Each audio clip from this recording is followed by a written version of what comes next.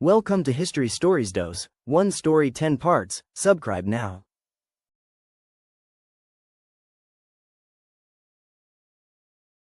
Mention the name Genghis Khan, and history immediately conjures an apocalypse.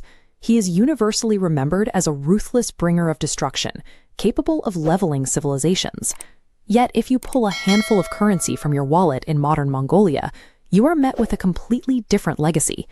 Here he is intensely revered as a visionary founding father and a national hero. Long before he commanded a global stage, the Eurasian steppe looked exactly like this. It was a vast, unforgiving expanse, fractured by nomadic tribes fighting constantly just to survive the harsh winters. To comprehend how one man managed to stitch this fractured landscape into a single global system, we first have to examine the sheer scale of violence he used to bend it to his will. He started with absolutely nothing. Born into poverty and abandoned as a child, his early years were defined entirely by severe hunger and deep betrayal.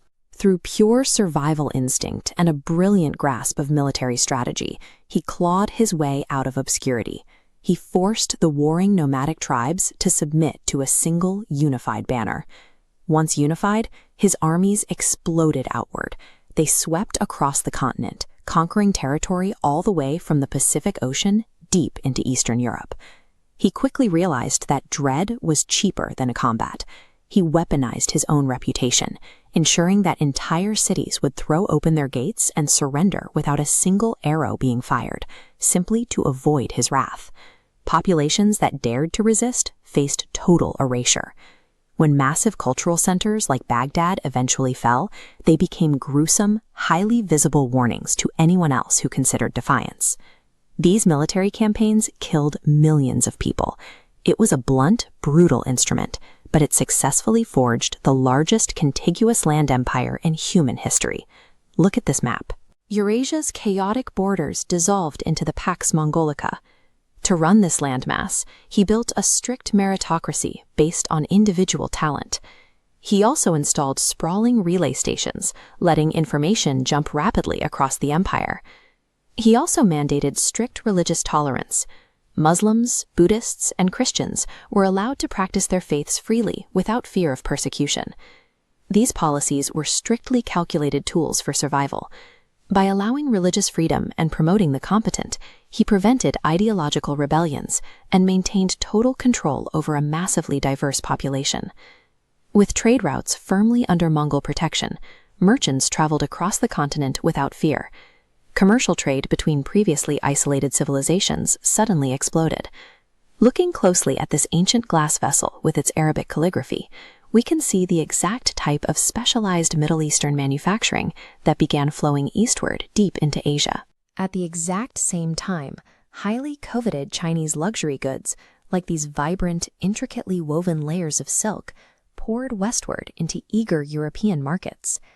The most valuable cargo moving along these routes was entirely invisible. Intellectual property, like paper-making techniques, advanced mathematical formulas, and crucial medical discoveries, freely crossed cultural boundaries for the very first time. By forcefully dismantling the physical borders between East and West, the Mongol Empire accidentally triggered an intellectual renaissance. They drew up the first working blueprint for a deeply globalized society. When he died in 1227, the man in this traditional portrait left behind an empire simply too vast for any single successor to govern.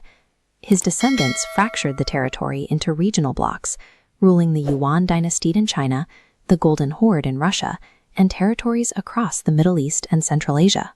Those empires collapsed, but their deep infrastructure, arterial trade routes, and cultural exchanges survived. Look at the density of a modern skyline today. Its foundational transportation networks and defining geopolitical boundaries trace directly back to the Mongol era. Genghis Khan defies simple categorization. We are left with an unsettling reality. The highly connected, expansive, and culturally diverse modern world we live in was ultimately stitched together by the sword of a single, ruthless outcast.